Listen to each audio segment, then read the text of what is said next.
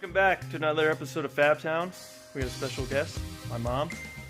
She flew in the other day, and we're here trying to get the Cresta ready so that we can take her drifting for the first time. Be a good experience. Definitely going to film it.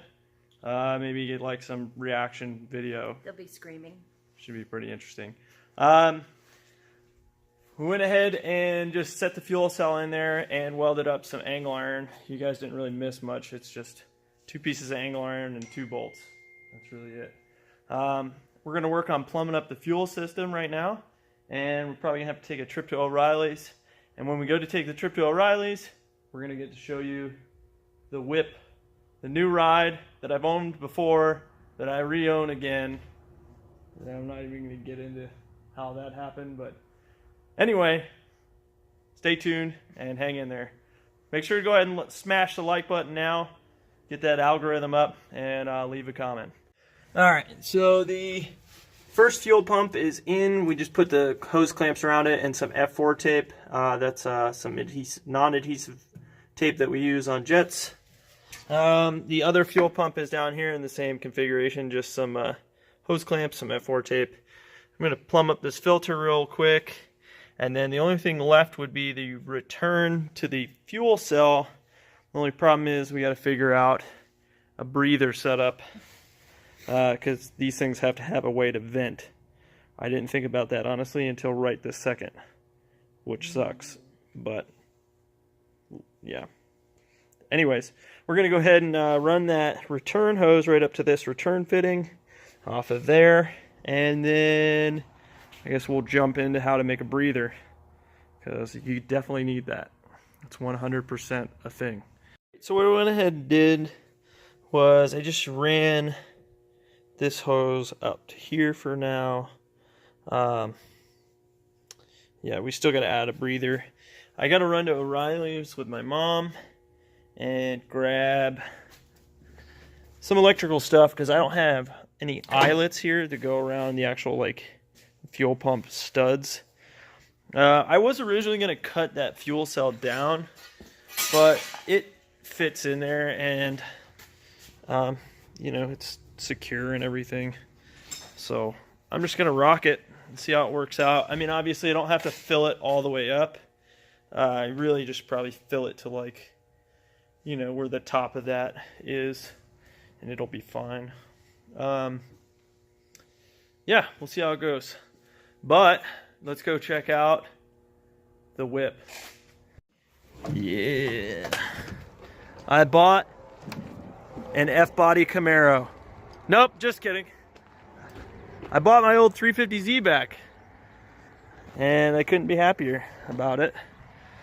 Still has the black fender that I put on it. But overall, it looks cleaner. It's got that indestructible bumper on the front now. And he touched up some of the paint. It still needs some definite body work, and he did some weird exhaust shit on it that I'm not a super big fan of. But overall, it's pretty good. It's almost exactly the same condition that I had it in when I sold it. He did put like a different steering wheel in it, and put these really weird G35 back seats in there, which only work if you cut most of the rear of the car out. But it's pretty sweet, and still rips. He put a viscous diff in it, which is kind of lame. Does not lock up real great, but it looks good. And we'll be sure to do some stuff to this thing in the future. Nothing crazy. Mainly gonna daily it, drive it around, you know. Yeah. All right, let's go to O'Reilly's. Got the fuel cell back in, and we finally get to test the straight pipe out the door. I'm gonna have Ross film some stuff, give you a couple revs, let you actually hear it. Maybe a little limiter. I don't know. Yeah.